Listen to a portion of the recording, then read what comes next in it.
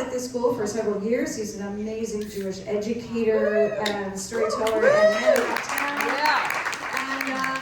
And he's here to tell you about a different side. You may not know that his stage name is DJ Schwitz because of his love of music. So here's his story. I still haven't found what I'm looking for.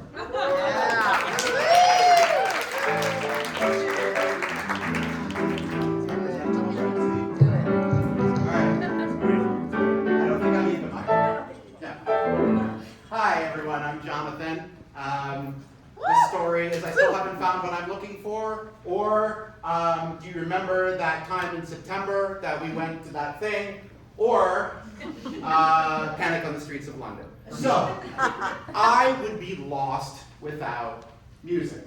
Now I know a lot of people could probably connect to that idea. It provides a lot of joy and a lot of happiness, but really I would be like completely lost. Like I wouldn't know where to go, I wouldn't remember a thing. It has been a signpost for me in my life. It provided some comfort, but really, it provided a memory device. The truth is, I struggle with memory. I always have. It was a bit of a learning disability for me as a kid, but I learned really early that if I found things, certain types of art, particularly music, I could build memory connections. In fact, if you've ever studied brain science, you know that music actually can help create those connections in your brain, and so it definitely was really helpful for me. Now, of course, there are some things that we all remember. Like, yes, I can tell you what I danced to at the junior high dance. It was With or Without You by U2. I remember my first booty shaking experience. That was Belle Biz DeVoe's Poison. That was high school. But no, I'm talking about something more important. I'm talking about travel. Now, for some people, the way that you might collect photos or tchotchkes or, remember food, which I also do very well, by the way, but that's a different story. I do with music, and so I have music that reminds me of various different experiences in my life, particularly travel. I definitely remember having road trips through Oregon through the rain and listening to a lot of Elliott Smith. I definitely remember sitting on the subway in New York with my headphones on. I had to be listening to Biggie. I had to be listening to Nas. That is what you need to do on the subway. And then, of course, a childhood trip to London, where when you're a kid, especially early high school, that's where the classic music comes from. And at that point, you can probably figure out where I'm coming from. A lot of black clothes. I was like, oh, I need to be listening to as much Smith, Joy Division, and The Cure as I possibly can. So that's what was happening, and that's what linked it up. Not only that, but it also helped connect some relationships in my life. It helped to connect me emotionally to memory. It was really important with my wife because, as you can't tell, I'm a bit of a music snob. And, at that point in the early 20s, I was really into rap and punk and what was happening in the 90s. And we had to get past the Indigo Girls just a little bit. We did find some meeting points, and in fact, one of the most important memories it was really hard for us to find music that we both loved. So we actually did go on a trip to Europe while we were engaged, and we listened to this album, If You're Feeling Sinister by Belle and Sebastian. We loved it so much that the following year, on our honeymoon, we decided to start it in London, seeing them perform that album in its completion. So, pretty exciting. I was super excited to curate this trip because we actually had kind of a long honeymoon. We were in between jobs, young, no kids. It was 6 weeks, it was awesome. Started in London because we had to see the show, went to Paris because that's a great place to hop a plane to Morocco, which is where we spent the bulk of our time. So, getting ready for this trip, super excited, and the technology gods provided the best thing possible. Well, maybe not the technology gods. It was Steve Jobs. What's his name? Steve Jobs. The iPod, if you remember that wonderful moment when, no, you don't need to bring 500 CDs with you or create the longest possible mix CD. You can bring this box with you, and it will carry all your songs, and you can just curate as you go. So exciting, all the control. Thrilled for this. I get the iPod. I think I spent a lot of time when I probably should have been planning for the wedding, downloading music. And she's here, she knows. And we get to go to the trip. We go to New York because that's where we're catching the flight. Stay at our friend's home in Brooklyn. We're super psyched for the trip. Go to JFK Airport, put everything on the plane, ready to go, and oh shit. We forgot the backpack with the iPod. there goes my memory. I'm not going to remember any of this crap. It's going to be a struggle. How am I going to do that? I spent so much time thinking about this and getting so excited about it. What am I going to do? Well, I had kind of a fun idea, though it wasn't fun at the time, but I'm like, okay, we're going to go to London. We're going to buy all the stuff. We're going to go and we're going to go to like all the record stores, which I was a little bit excited about, I'm not going to lie, and we're going to replace the music. So straight ahead, I go to Portobello Road, Rough Trade Records, home of the Smiths, by the way, and decide, oh, I've got to go here. So I walk in there, and it's like, have you seen High Fidelity or read the book? The book more, it's British, right? Walk in, I'm like, okay, every moment is going to be like feeding me music. So I walk in, I hear this beautiful indie pop. I'm like, what is that? Let's get that. Then we get like this other compilation, or we have all this music, this is great. Well, okay, what are the things I absolutely need? Well, I'm in England, I'm like, well, we need to have the Smiths. And I need to listen to some jazz, I need that, and we gotta get this Tom Waits album, and I just start buying stuff that I'm like, I think I can't live without. And so, okay, great, we've got that. We've got our CDs, we've spent a few days in London. We go to Paris, which is our next spot. Great flea markets in Paris. Found a real cheap Discman, remember Discman? Got a real cheap Discman, got a real cheap, like the cheapest possible speakers you could plug into it. And we were ready. Get on the plane, go to Morocco, Essaouira, beautiful coastal city. Actually, a lot of awesome Jewish history to it. I recommend it. It's another conversation. And we get there, beautiful. I'm ready to go. But there's no fog. It's not gloomy. It's sunny and beautiful. There's a beach and there's colors everywhere and markets and like happiness and just like, it ain't London. I should not be listening to this like depressing music. Definitely not, the Smiths aren't gonna work there. None of that music really worked. So I'm like, well, now what do we do?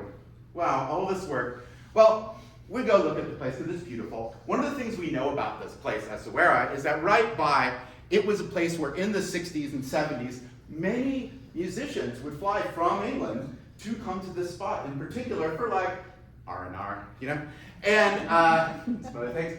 And so we go on a walk, we walk down this beach, and right there in the water, really close to the waves, is this building, is this castle, is this, well, they call it a Casbah. This Casbah that's sitting there in the water has been washed by waves and is slowly disintegrating and falling apart. Turns out that very building was the inspiration for Jimi Hendrix to write Castles Made of Sand. You know the song, beautiful song. But we were blown away. Wait a minute. This place is all about music. In fact, music has happened everywhere here. It's part of this place. It started to create these new connections and these new understandings, and we got so excited. We're like, hey, we found this place, and it's the place where Jimi Hendrix wrote the song, and we're gonna write. This is like pre social media and blogs. We're like, let's write an email to every address we know, which is like, and so we send it out, and the title is Castles Made of Sand. So this is awesome. Turns out that we didn't have to look for the music. The music actually fell on us. And so every single place we go, we start to think of music because it all brings music to us. Like we go to Marrakesh, Marrakesh Express, right? We go to the desert, Tea in the Sahara. Magic carpet ride when we go to Fez. Also goat's head soup, not gonna get into that one. If you see her say hello, she might be in Tangiers. Or of course, Rock the Casbah. And when we're leaving, going back to England, London calling. So each of these things came and became our memories, and they still are memories. In fact, I don't even know where half of our pictures are, but I remember where a lot of these places happened, because I remember those musical connections and what we wrote about. I learned something really amazing about myself at that moment. I learned that, first of all, I don't have to curate and control everything. If I let go of control, those things are gonna come. Those moments will find you. You're receptive to the art, you're receptive to the music.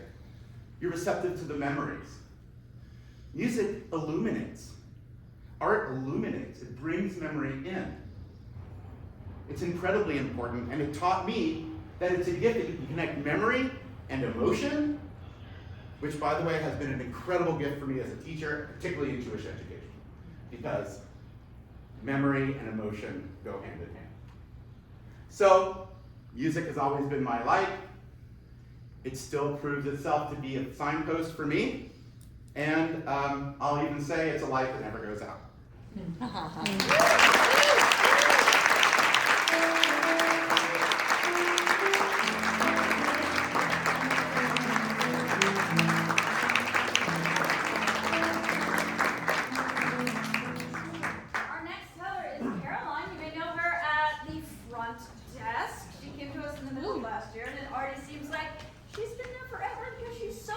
She's the one that handles all those phone calls, right? All the school pass, my kid's not gonna get in today. She's the one that makes it all happen. And her story is called What Are Friends For? Caroline!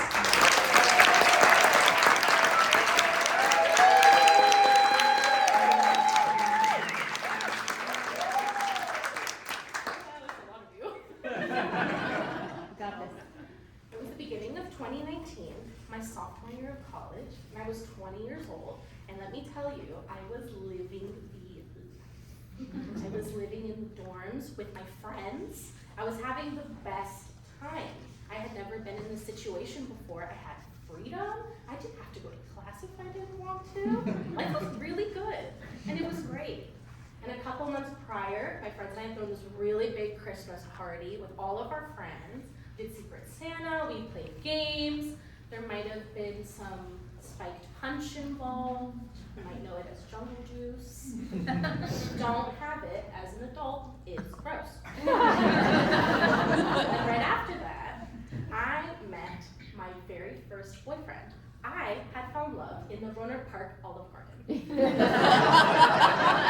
friend at the time was a waitress there, and of course me and my other friends were like, oh, let's go visit her. So fun, free breadsticks, yay.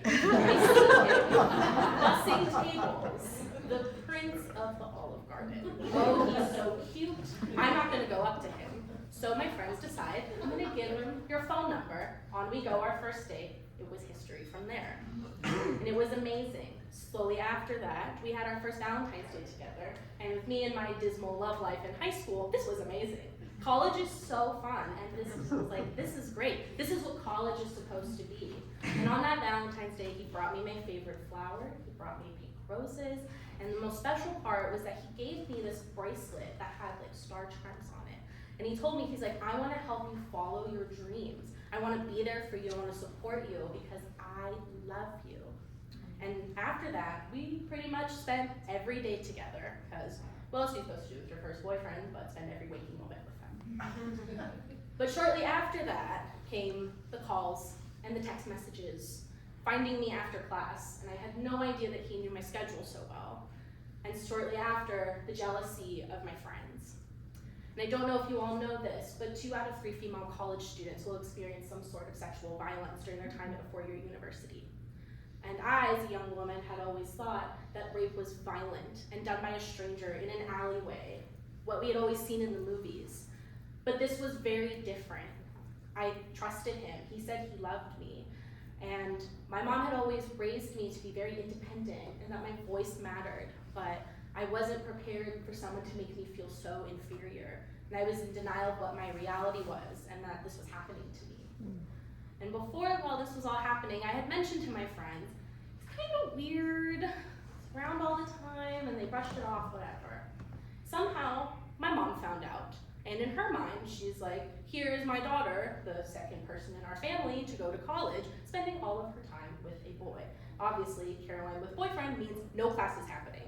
Obviously, not true, graduated. But she calls me, and she says, it's either boyfriend or school, you pick. If you don't pick the right one, I'm coming to get you right now. It was a very polarizing decision for me. I wasn't ready to let go of him, but I knew that I had to choose school.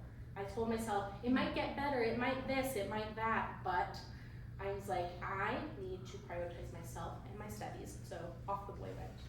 After all of this happened, I went back to my friends and I said, I need you. And they had made up their minds already. They're like, how dare you bring this person into our lives? How could you do that? How dare you? We cannot trust you anymore. And from there, they cut me off. They blocked my phone number, they stopped speaking to me, and I lived with most of them. They would look at me and pretend as it didn't exist. I had completely lost any sense of support that I had, any type of community, and I didn't know what to do. I was truly alone for the first time in my life. So when you're a young person, no one tells you what to do when all of your friends leave you, and when a boy says he loves you, hurts you in the worst way possible. I was, like I said, truly alone. So, thought to myself, what do I do now? Most of the time, I sat on my dorm floor thinking, picking at the sad, old gray carpet, thinking, well, it can't get worse than this. And for me, it felt like the color had really drained out of my life. And when you're growing up, everyone tells you college is the most amazing 4 years of your life. It's magical. You find yourself, you're gonna do this, you're gonna do that, you're gonna become the person you're meant to be. But I knew that you couldn't do that without friends. I thought to myself, well, I need some of that. So I joined a sorority. It's okay to giggle, it does seem a little silly. You're paying for your friends essentially. I thought, well, they're kind of forced to hang out with me, so maybe I'll find someone. But what I had found was in this group of women, unfortunately some who understood what I had gone through, but there were others who looked at me and said, oh my God, that is horrible, I hate that. And I'm like, that was horrible, and that awful thing did happen to me. And from there, we grew these really genuine friendships. They cared about me and what I had to say. They wanted me to be there. And I felt happy again. They really showed me what true friendship was like, especially among a group of young women. It's such an isolating experience. And from there and even now, I still have all of them, and it's amazing all the memories that were made and what came out of such a horrible situation. And because of them, all of the color came back to my life.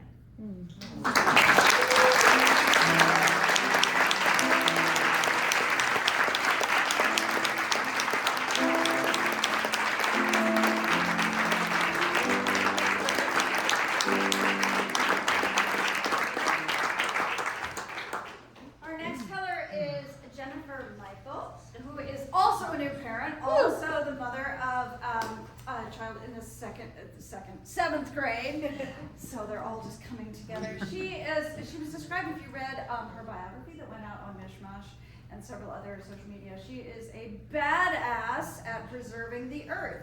That's what she does. She works in sustainability, energy, community partnerships. She's actually doing that at Chevron of all places right now. So let's welcome her. Her story is Finding Your Voice in a Growing Cloud. Jennifer.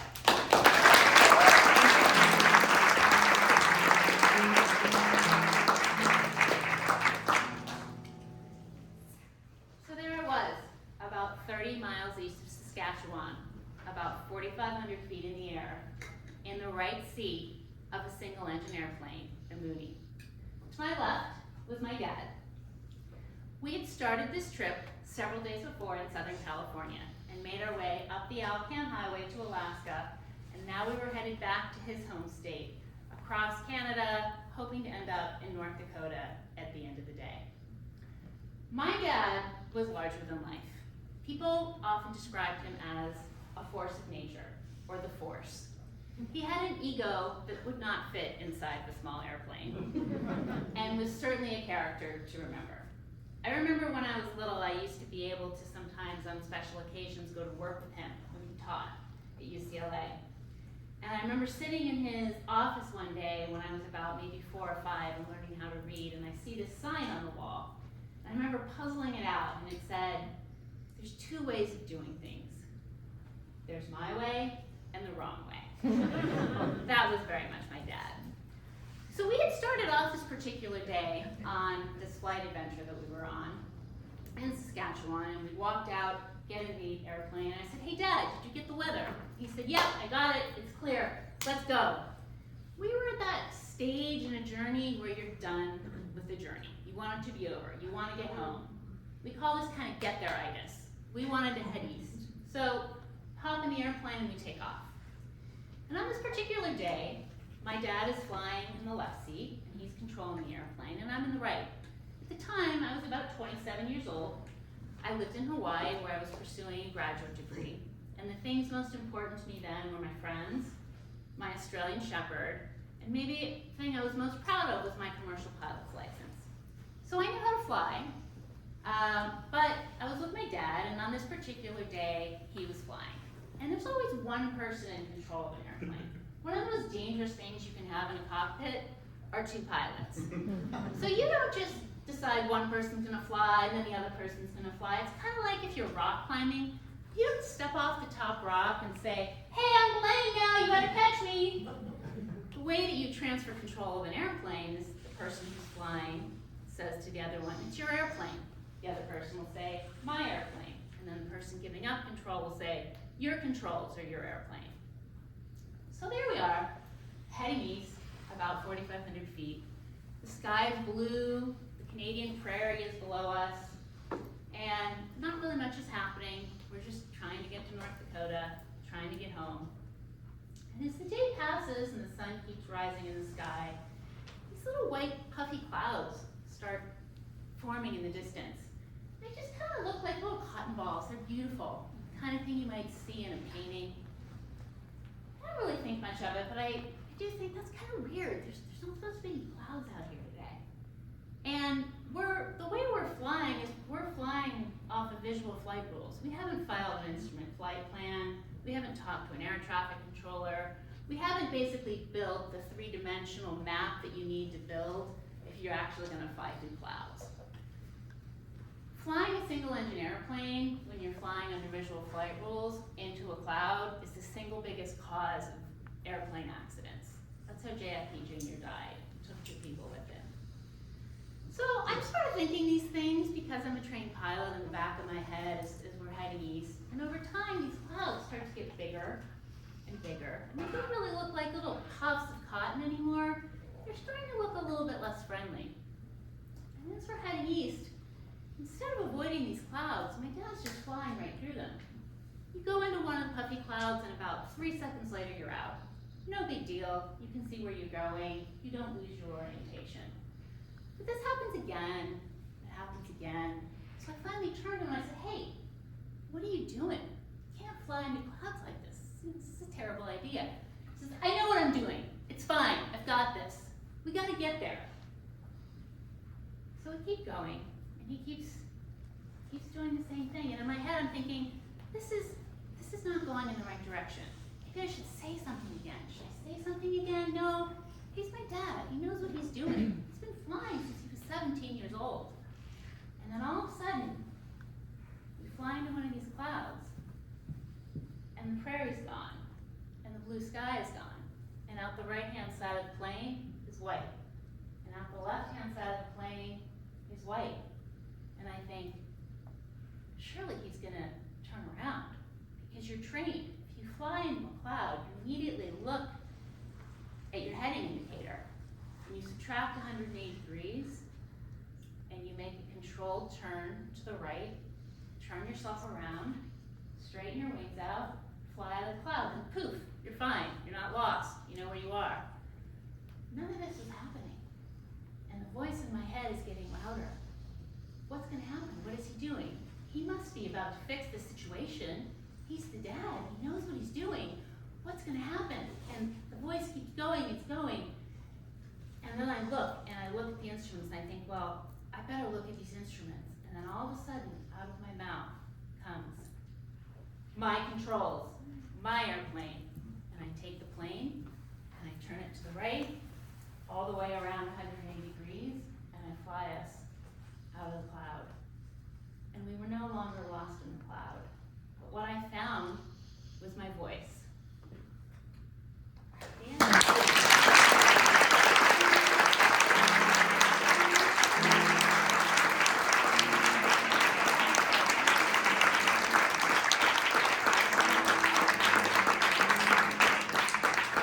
Second to last teller this evening is someone also you may know from our faculty. I think all of the parents of the students of this teacher are maybe over here. Our third grade teacher for 24 years.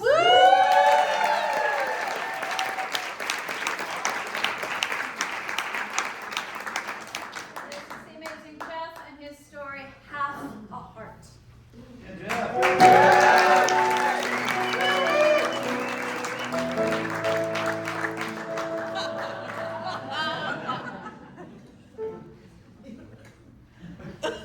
It was a cheap little friendship necklace, pretty much worthless. I was a cynical senior in high school, kind of struggling to find any meaning in anything. My minimum wage job wasn't really doing much for me, and I definitely had checked out academically. It was just time for something to matter. I was politically interested and active and had suffered through 8 years of Ronald Reagan and was just ready for something new. So I decided to go to Israel for a year. It was at a time when gap years weren't yet a thing. People thought I was crazy, and yet my parents supported me, and I was able to go. I got to Israel and pretty quickly was shunted down to the southern part of Israel, to the kibbutz. And with my group, we had really kind of intense experiences together, so we became close very quickly.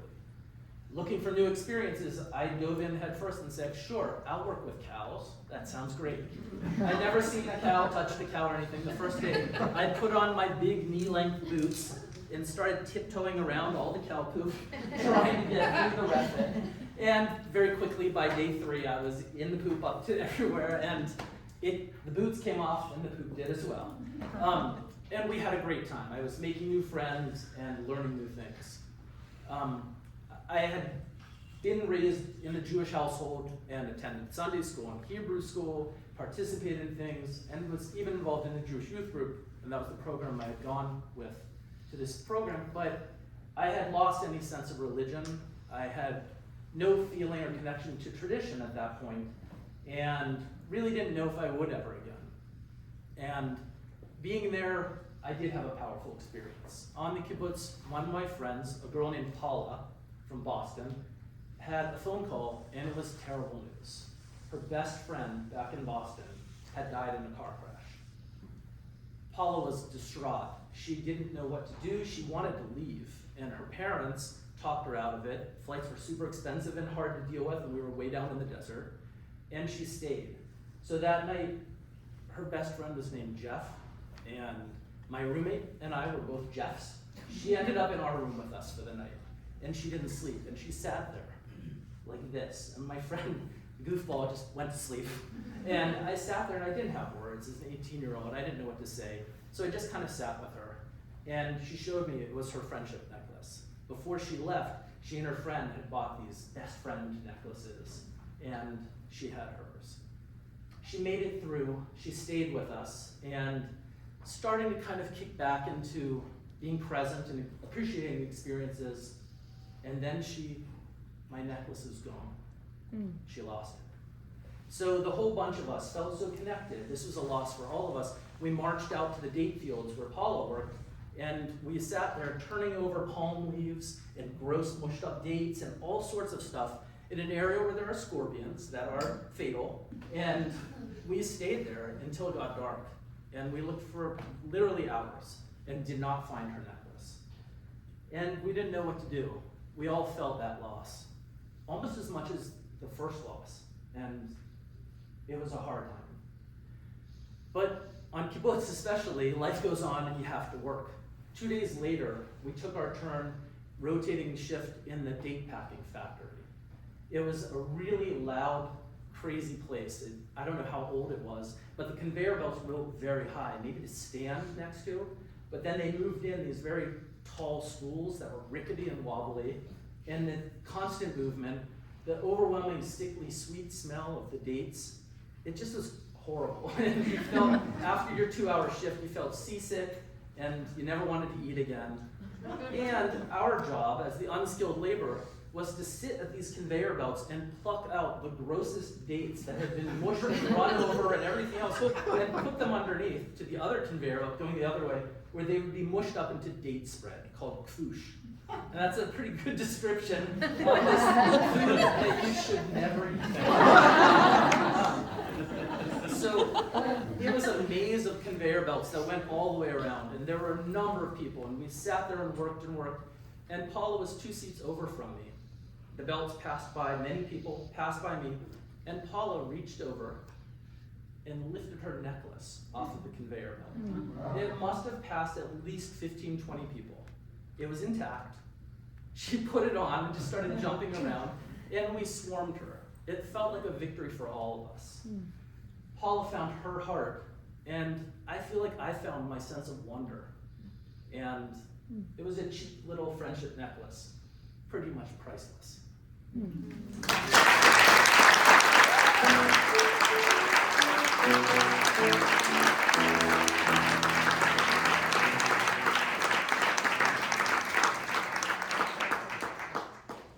last teller of the evening is someone who has come to us, yes, again as a new parent.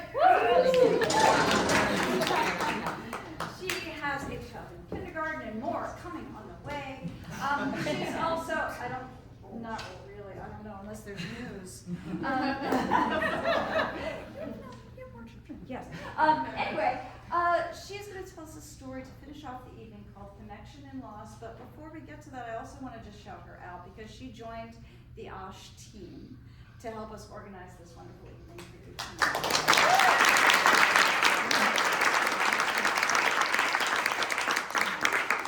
Connection in Loss. Thank you. Oh, I didn't catch what you were alluding to before, but I'm not pregnant. For sure. Okay, so this is a story about losing my brother and how finding Judaism helped me find him. So my brother and I weren't close growing up. He was 3 years older than me, and we were polar opposites. We had nothing in common. We didn't get along. He really didn't like me. He would call himself the black sheep and me the golden child. Lots of sibling rivalry. But he was my big brother, and I idolized him, and I was desperate to have a connection with him. From the outside looking in, my brother had it all, right? He was good looking, smart, funny, athletic, but inside he was tortured. He struggled with pain and had a lot of adversity in his life, and he tried really hard to hide it from the world. We were raised in Lake Tahoe without much religion. My mom was Irish Catholic, and my dad a Midwestern Episcopalian. They became hippies and said, like, enough of that, we're not raising our kids with any religion. And so it was like we got to choose our own spiritual path, which was pretty cool. And like everything else in life, we chose very different paths. My brother became an atheist, and I chose Judaism. And so here we were as adults living these lives in parallel. We both lived in the Bay Area. We were both parents. We both worked in software sales at one point, even at the same company. There was a lot of sibling rivalry there, and I was better. Just I really don't like that. But our lives, like, we couldn't get them to intertwine. Like, we just really struggled to have a relationship. And as a grown-up, it was just as hard for me as it was when I was a kid. I just really, really wanted this relationship with him. And then one day last summer, he died. He was found dead in his apartment in Oakland, out of the blue. And my family was devastated and just torn apart. And when I first found out, I was like, I remember crumbling to the ground, like, it's my fault, like I should have tried harder, I should have done more to have a relationship. Maybe I could have saved him, you know? And I mentioned Judaism before.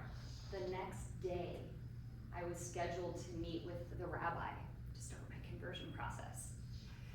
And then my husband says, like, babe, obviously you don't need to go. And I was like, oh no, like, I have to go. Like, what the fuck, like, I had to go. And so that's how my path to Judaism started, through this lens of grief and learning how the Jewish tradition honors death through Shiva. So I met with the rabbi right there in this courtyard, this about a year and a half ago. And she says during Shiva, during the first 30 days, it's customary to take up a new tradition, a new hobby in your loved one's honor. And so I decided I was gonna get back on my bike. I had been an avid road biker, got a little rusty during the whole kid thing, and my brother loved to ride too, and so I'm like, I'm gonna ride in his honor. And so every morning I would get on my bike and I would ride through Marin and I would listen to his music. Jonathan, wherever you are, talked about music earlier. My brother loved music. He had an incredible taste in music, and he had dozens of curated playlists on Spotify. So I would ride and I would listen, and I would wonder, like, why did you choose this song? Like, what did this mean? And the lyrics of some of and the words were like so gritty in some of these songs. It was like he was singing them, and I like kind of started to understand what he went through. And I'd be on the bike and it'd be like, I'd be crying, but I'd be smiling because it's like, he was with me, like I could feel him. And I don't think that would have happened had it not been for the rabbi, saying, take up this new thing, do it with honor and intention. And I was so moved, I was like, I have to share this with my family. And so my whole family came and sat Shiva. We were in my mom's backyard in Lake Tahoe where my brother and I grew up. There were 0 Jewish people there. 0 people had ever been to a Shiva or even knew what it was, so I had to explain that. But it was so beautiful because we went around and we shared these beautiful memories of our connection with my brother, and each person had this different perspective that we hadn't heard before, so we got to know him in this whole new way. And his 15-year-old son was there, and it was just so profound for him to experience that. And again, Judaism, we wouldn't have got to experience that if it wasn't for this path. And so a few months later, my family and I went to the Gulf Coast of Florida on a trip. And my brother loved the ocean, and so I wanted to leave his ashes, to spread his ashes in the sea. And my husband and kids were on the boat, and I waded out into the shallow waters with his ashes to spread them. And I look up at the shoreline, and there's this forest, and out of the forest comes this enormous blue heron. It's 4 feet tall, and it just slowly walks out. And the crazy thing is, the color of the heron, the feathers, reminded me of my brother, because he's salt and pepper. He went gray when he was 15, poor guy. And so this bird, I could have sworn he was that bird. And I took his ashes and I scattered them across the water, and I'm sort of watching them fall down. And I look in the water, I'm like, what is that in the sand? And I pick up this small round bracelet, and it's my husband's bracelet. I had given it to him a few months earlier for Father's Day, and it's engraved with our kids' initials. And it must have fallen off of him when they were playing in the water earlier, and he didn't even realize he'd lost it. But the symbolism of a dad bracelet, finding it right where I had left those ashes, was so surreal, because being a dad was my brother's life's work. It was the one thing he was the most proud of. And the fact that it was my husband's bracelet, he is the one who brought Judaism to me. And the heron part is not Jewish, but I knew, so maybe I hadn't consulted the Torah or whatever. But either way, I look up and the bird is still there, it's watching us. And so, I've had these moments with my brother where I feel him all the time now, and they're gifts. And I just don't think I would have been in the place to receive this had it not been for this journey that Judaism gave me. And so I lost my brother, but really, I finally found him.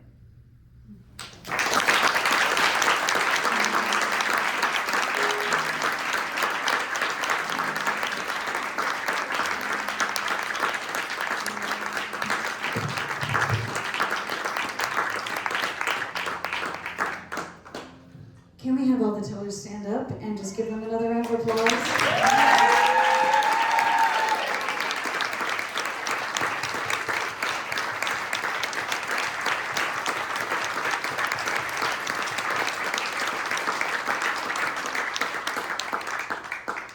I just wanted to say that it's such a privilege. I get to coach everybody here along with our other organizers, and it's amazing to me because I hear the stories and then I start to get so moved again hearing them with other people in the room. Isn't that the most important thing? Right? That we're live here in this space, not being on Zoom. I tried to fill the space with light tonight, with actual light. Yeah, they're electronic candles, but and I didn't plan on saying this, but at this particular time, I feel like how important it is for us to bring these stories to each other and tell these stories. So, as much as you can tell the people in your life what's going on with you and what you love and listen to what they love, I hope we've given you a little bit of that tonight. I want to pass that on to our last things. Actually, before I pass it on, I have a couple of thank yous. Our wine steward tonight is Jonathan Cristaldi. I thought he brought some wine. He looks like a baby. And we have many alumni of the Ahsh, including him and several other people here as well. Another thank you for Natan over here.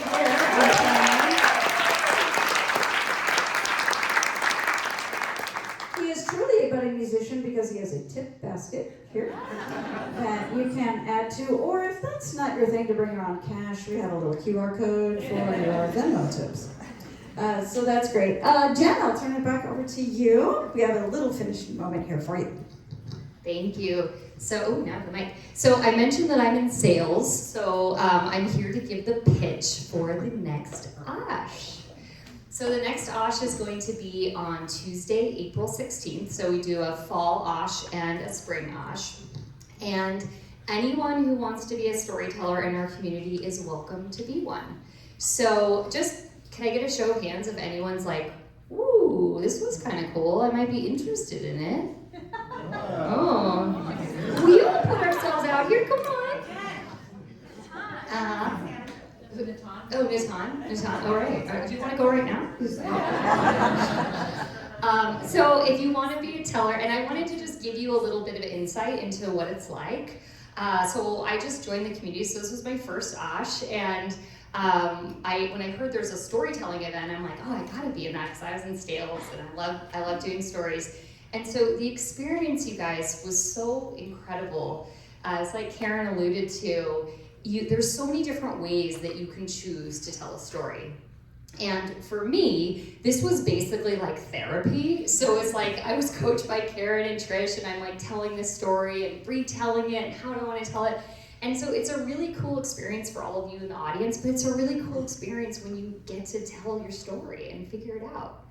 So the other thing I was going to say too is just before the event started at 6:30, all the tellers came here early and we all did a dry run and practiced together. And what was so cool is that just as Trish was saying, it was like even better the second time, like watching everybody get more comfortable and like more fluid up here. So it's just a really fun experience, and I encourage anyone who's interested here or in our community just to reach out to either Karen, Nicole, Trish, or myself, and you can be a teller on April 16th. And the theme we haven't picked yet, so if you have any cool ideas circulating, you're welcome to share with us, and we'll announce in the next couple of weeks on Mishmash. And I think that's it. So enjoy. Thank you for coming.